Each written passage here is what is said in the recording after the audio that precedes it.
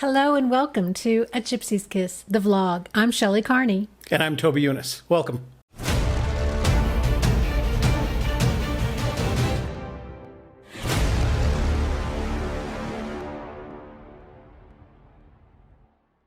Hey Toby, how was your weekend? My weekend was good. Yeah. It wasn't the greatest weather. Got some bike riding in. But more importantly, I was able to create that National Geographic quads how-to video. Yeah. And that was very helpful. It went up on the blog on Monday, Tuesday. I saw that. And you got a new printer. I did. Actually, it was those quads, because I have access to them. I ordered us a color laser printer off of Amazon. It's a Dell color laser printer that weighs about 40 pounds, and it was like $118. So I hadn't paid attention to where all the pricing was. Yeah. Yeah, Looks it was very a good. Good investment, I think, Yeah. for us. We had a birthday party at my house. My son turned 20. Oh, that's a good age. Yeah. What's the drinking age in New Mexico? 21. Oh, okay. So he's got time, yeah. Well, I think, kids these days. We won't go there. Anyway, so today we're going to be talking about 3 topics. We'll start by talking about footwear. And that's an interesting way to spell that, okay? Oh, it's footwear. Yeah, you're right. Wear on your feet. Yeah. You wear on your Yeah, feet. footwear. And then we'll It isn't like hardware. And then I want you to say that. Orilla Verde, Recon. Oh, so no, I actually added this one. So it's Orilla Verde, Recon. Recon. Yeah. Okay. And because then, that last word is in English, not yeah, Spanish. So, and if I was to say it, I'd say Orilla Verde, Recon. That's pretty good. Actually, that's very good. Yeah. At least I do the Y sound for the double L. Yeah. Yeah, my daughter's people do. boyfriend, he doesn't quite get that yet. Chili Relleno, he calls it. Well, he is from back east. Yeah. And he's studying in Mississippi. Yeah, so but that was nice. cute. And she immediately corrected him, of course, because she grew up in the Southwest. Rihanna. Relleno. Yeah. Here we go. See? All right. And then 50 Shades of the Poem, part 3. Right. So let's jump right into it. Footwear. What are we wearing on our feet when we go out into the woods? So let me ask you a question first. Okay.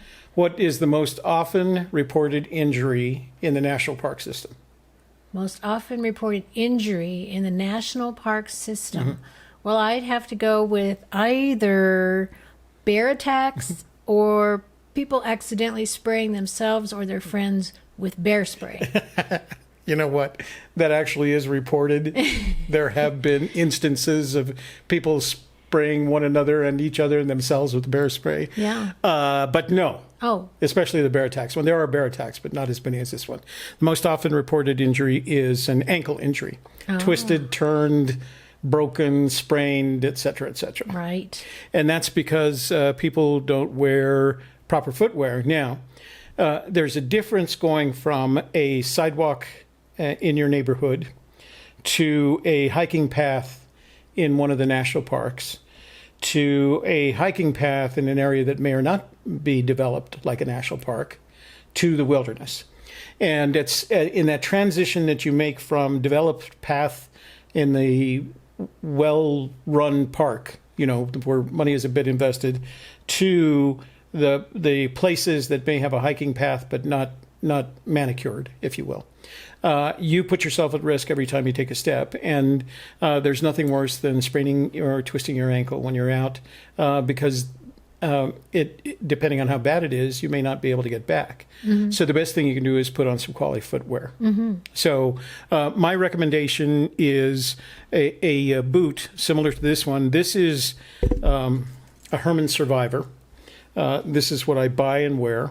I get them at Walmart. Herman was originally an American company, but now they're made in China.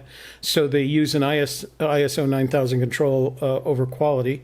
But it's a really good boot. It has a steel toe. It has a leather upper. It's waterproof right up until here, so I can actually walk. I've seen you walk in the water. Yeah, with and these. I was like, what are you doing? Yeah. You're walking in the water in your boots. Right. And most importantly for me, I'm flat-footed. I'm flat. My feet are flat as pancakes. This is the most comfortable boot I've ever worn. It doesn't have the big heavy arch in it. Mm-hmm. It has a lot of give. very comfortable, has a real grippy sole. Yeah. And so you don't have to get this one. This particular one sells for $69 at Walmart, and I get a pair about every 6 months or so. There is another model. This is called the Breaker. There is another model that's advertised, and it's $49. I don't recommend it because it's different. And the reason the difference is it has an integrated upper and lower. You can see how these is 3 distinct colors.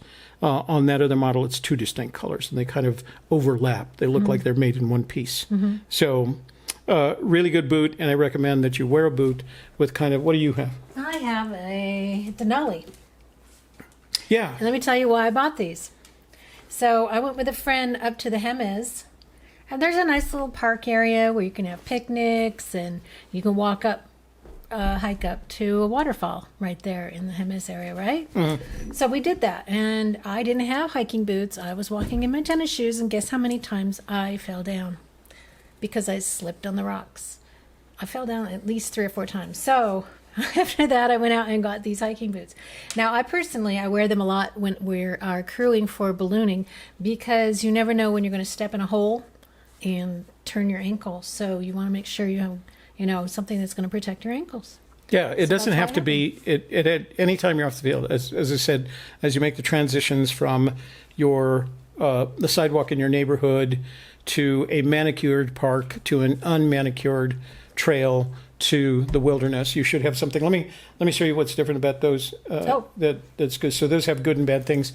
These are not waterproof, and the reason Right. is they put this breathable material. This is light in comparison to my boot, but it's a very good shoe.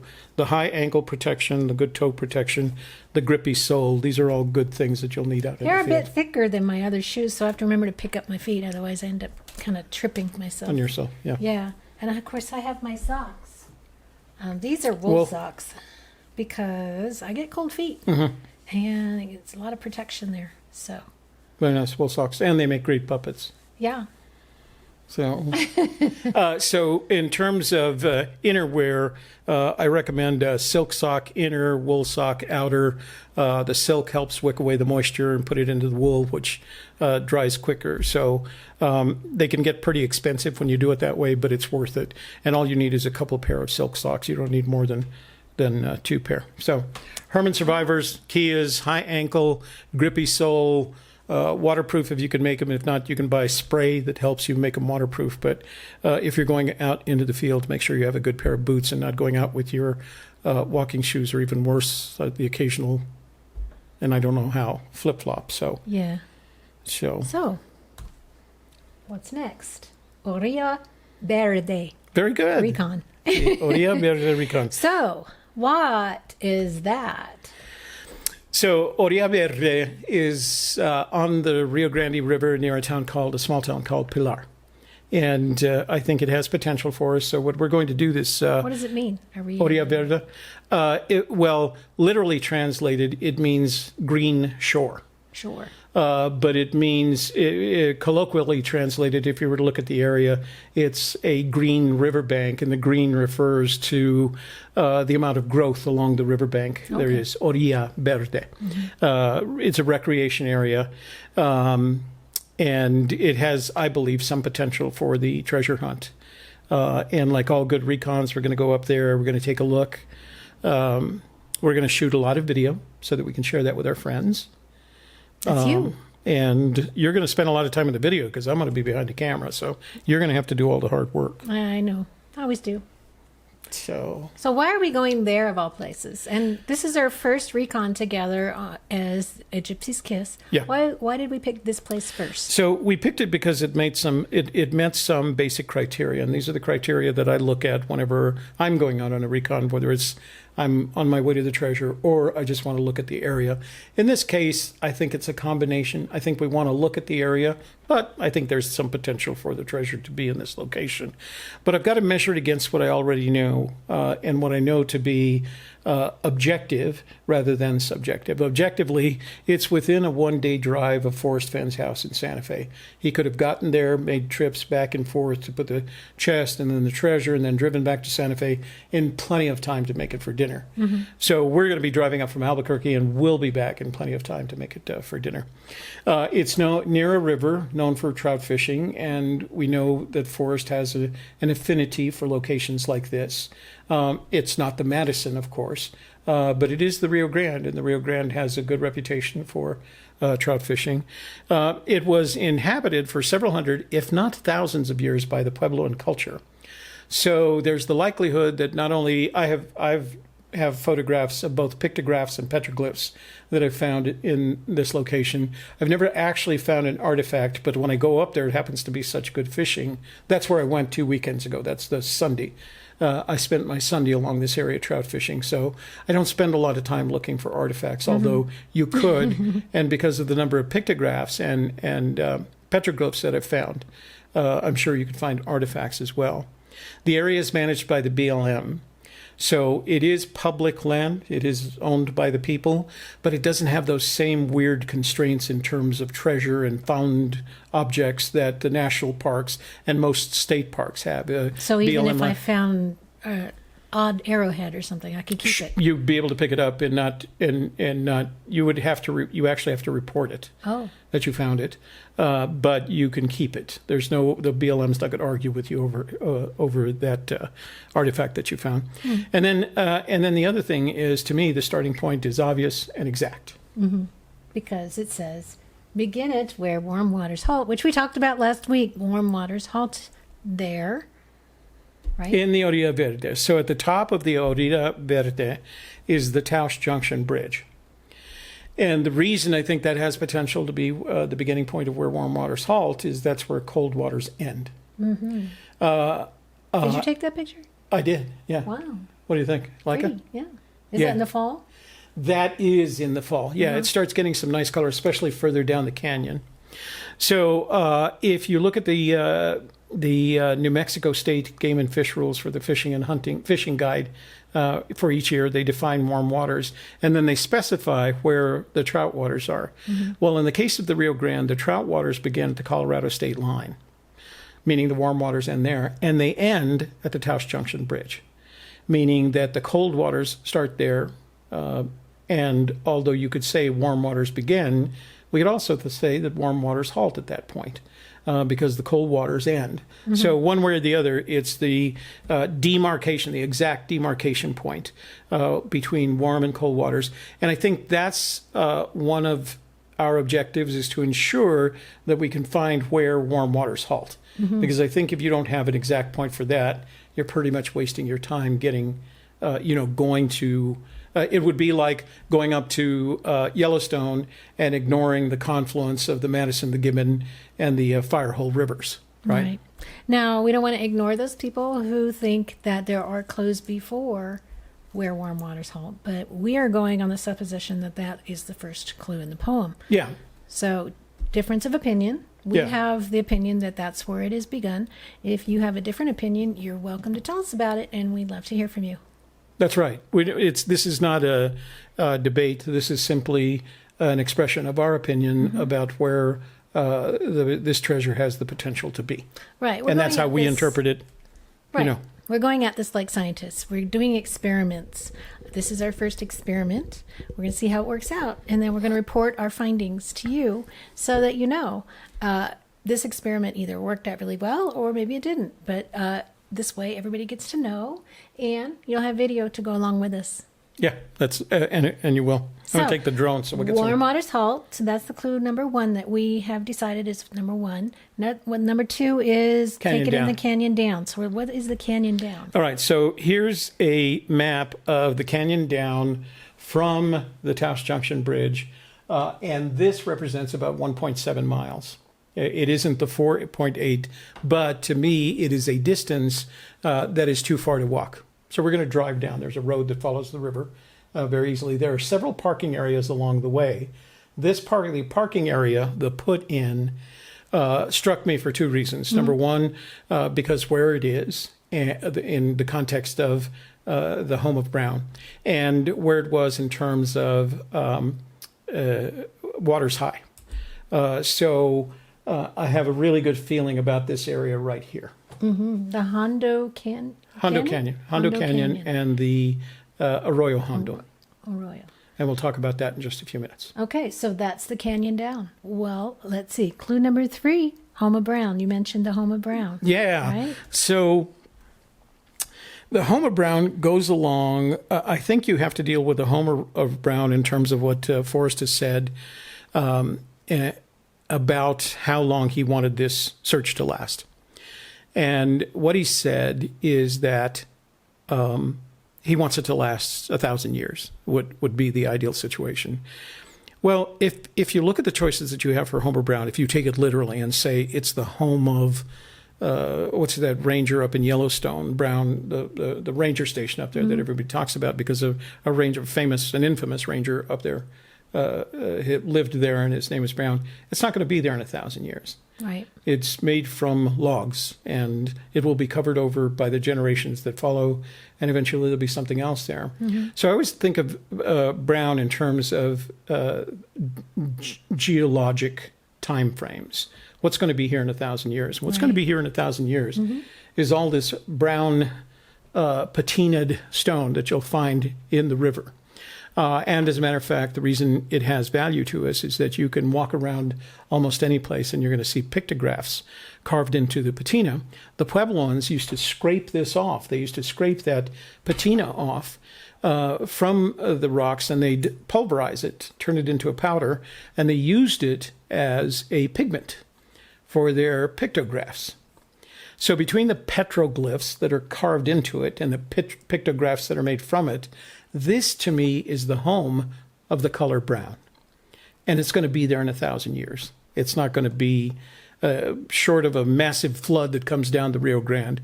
It's still going to be there. And you know, the canyon is filled with it. But at this point, there's this just big, beautiful spread. Because I did see it in that picture that you had of the bridge. I saw it in the background as well. Yeah.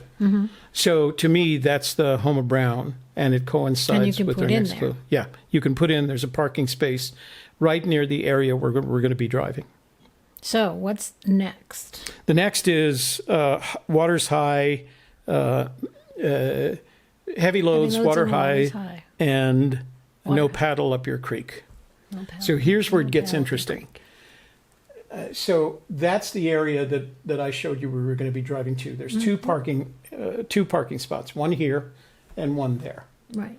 You could easily get to that parking spot and make trips up the Hondo Canyon, which supports the Arroyo Hondo. Do you know what Arroyo Hondo means? Hondo means in Spanish? Is it something to do with a car? No. The Arroyo Honda. The Royal so Honda. Shiro Honda was here, and he decided to name the car. Arroyo Hondo is deep creek. And when a deep creek is full, the waters are very high. The problem is you can't paddle up this creek, and that's because most of the time of the year it's dry. So there is no paddling up this creek. The angle increases as you go up. This is a climb up the Arroyo Hondo. And when you're here, you're at about 200 feet, and when you're here, you're at about 500 feet. So we're going to walk up the Arroyo Hondo, the paddle. 200 feet from the road? Or 200 to 500 feet as the crow flies from the road. Oh, okay.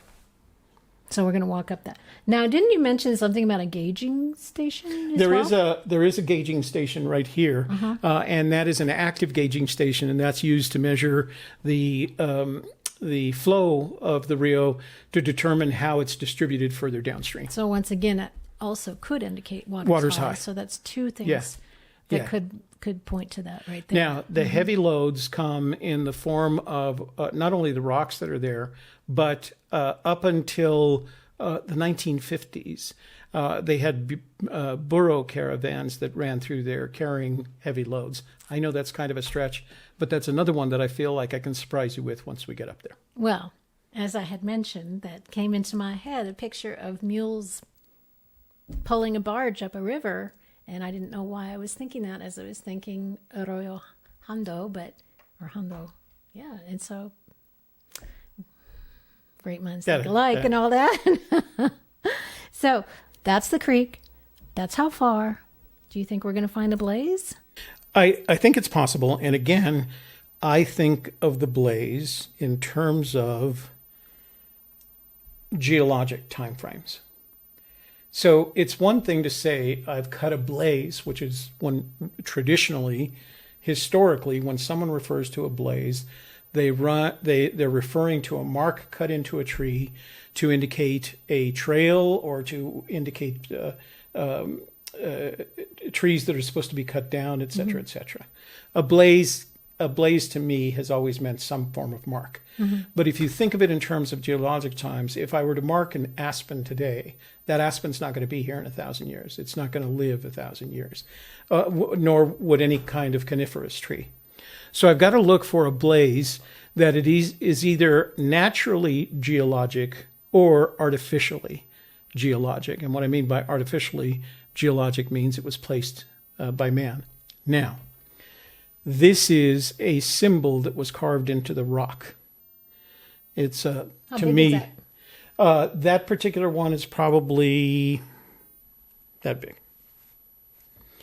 That was located as some of the pictographs that I've shown you. That was located up in that area. Okay. So there's a chance that the blaze up there there's a good possibility that the blaze is geologic, and the options are it is either natural or man-made. I'm going to vote for man-made just based on Forrest's personality. So we have a place to go. We have some reasonable and what I think of as rational reasons to go there. I don't think it'll be a wasted trip. And I think it'll be fun shooting it. This is going to be, like you said, the first trip that we've made together. In the past, I've never had someone to shoot my Recons in a movie style. I've always just taken still images and posted them as an album. So it's going to be fun and interesting to shoot it as a trip, put it up and make it available for the friends. And if we like it, we'll do more of them. I think it'll be a lot of fun. And if we do not find the treasure, then perhaps we can do a How to Fly Fish starring Toby Eunice. Well, there's a lot better people. Trust me, there are a lot better people at teaching people how to fly fish than me. We'll try and get some in. Although I think the river, especially with this, we were actually planning to head up there this week, and today we had a big front come in, and they had a winter storm warning up there. So they've got snow, and the snow will be there probably through the weekend. So we're pushing it out till next week, and then the river's going to be murky from all of that. So we may get some fishing in. I always like going up there. So all right. So that's going to be our, what are we calling that? Pilar? Recon. Yeah, I refer to it as a Pilar Recon, and that way you don't have to say Orilla Verde. Yeah, Pilar Recon. That's coming up, and we're going to have a video available in a couple of weeks, so be on the lookout for that. And we'll be posting it to all of our spots, our YouTube and our Vimeo, and it'll be on. Oh, and that's going to be your Gypsy first chance Kiss. to wear your snake leggings. Snake leggings. That's fun. Is this leggings made of snakeskin? Yeah, unfortunately, we're in an area that is populated by the western rattler. It covers all of New Mexico. There are some other rattlers that kind of migrate into New Mexico, the prairie. The diamondbacks don't come. They like it hot. Yeah. They're in Arizona, I know. So we've got to deal with that. And I've one of the things that I wear when I'm going off the beaten path, because the beaten path, you're not going to find snakes. They won't bother you. They'll be far away from you because they live off the beaten path. But they live off the beaten path, you're and they will be bushwhacking. stunning. And I have run into them when I'm fishing in this area, so I know they're up there. We'll be bushwhacking, so it's just a safety factor to have them on. I've worn them for years. I've never even come close to having a snake strike, a poisonous snake strike. So I don't expect anything to happen. It's Well, just whether it's poisonous or not, it would probably still hurt to bite you. yeah, if they do, but even the ones that don't bite are harmless because they'll move in the opposite direction. Yeah. Rattlers are territorial, and can get real defensive real quick. I see. Well, definitely going to be watching out for that as a Yeah. safety issue. Yeah. Although we don't have to worry about bears. No, not up there. Yeah. There were bears there a long, long time ago because there are pictographs of bears up there. It means that the Puebloans at some time hunted them, I guess. But no, we shouldn't have to worry about bears. We shouldn't have to worry. The closest thing we'll see is occasionally we'll see a mountain goat or a ram. Oh, okay. Well, They're rare, but they and do they're not show going up to hang every around once in a us while. anyway. Okay, so moving on to 50 Shades of Poem, Part 3. Yeah. So as what we've done in the past, we've provided you a variation on the poem for analysis to see if there's something in there that you might find. Our variation this week is the rhyming words in the poem. And what I'll put the link to this particular doc in the description box below. What you're going to find are the poem broken down by rhyming words. So each one is preceded by a number. This is stanza 1, stanza 1, line 3.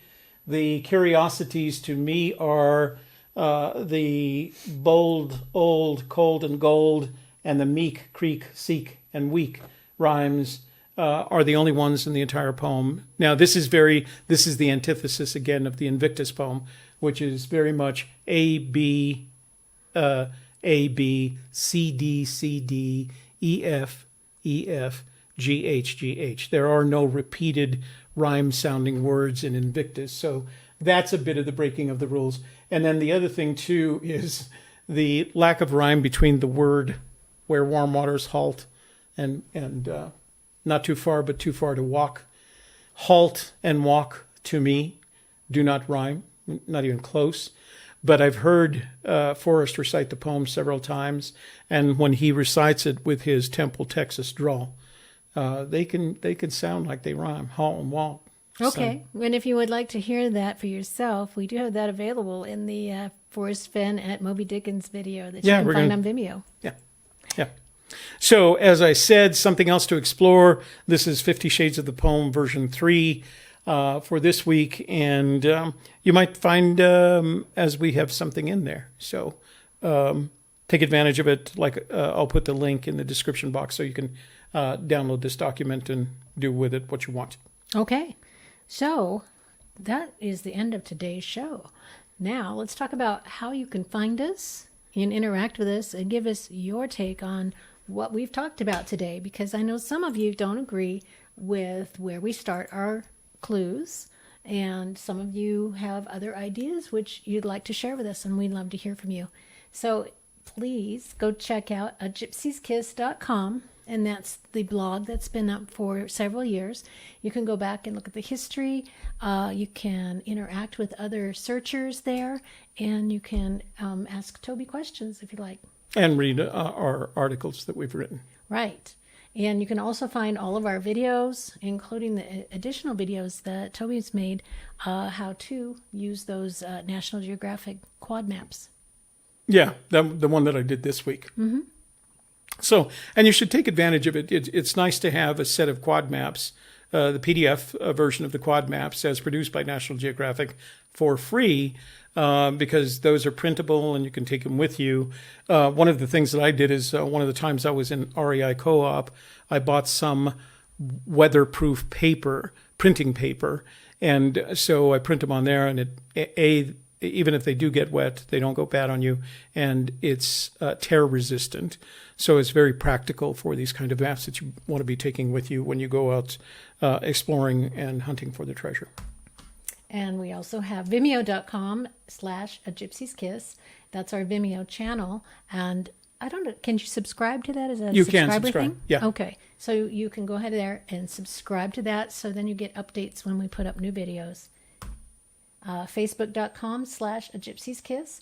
You can like our page, and we do update that almost every day with something new, photos and articles and videos and all sorts of great things. And it's another great place to go to interact with us. And last but not least, if you have any interest in adding to your knowledge of how this search should go, you should watch the video of Forrest Fenn at Moby Dickens. It's very helpful. I shot it. I recorded the video.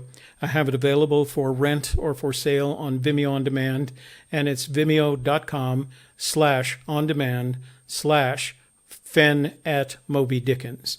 In addition to seeing the video, you will also get to watch the video of Fenn at Collected Works, which is another video that I recorded. And along with that, I've got some bonuses for you. I've got a full transcript, complete and accurate transcript of Fenn at Moby Dickens that you can analyze. It's a Microsoft Word doc, so you can do searches on that. And you'll also get my notes from both events, Collected Works and Moby Dickens, and they were written pretty much contemporaneously with the events. So you'll get my sense of what was really going on and what I perceived as happening at both of those events. So it's a good place to go. It's a buck $99.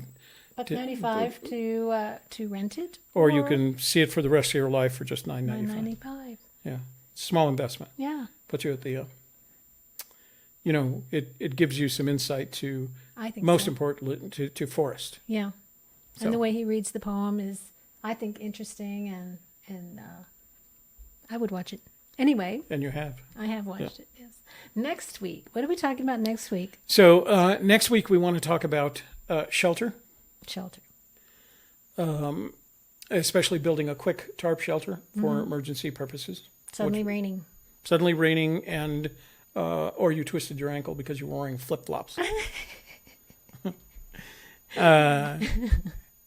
And now you need a shelter. I'm starting to feel like I have a thing against because flip-flops. the or eagles something. are coming after you, thinking you're dead. The bears are chasing you, and Vultures. you're in flip-flops. Flip flops.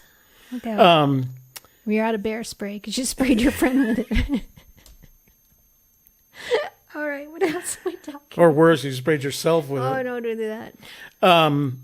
So we're going to talk about tarp shelters, quick to build tarp shelters. We're going to have, probably won't have the video back from the Pilar Recon, but we will have pictures. And so we'll share those with you.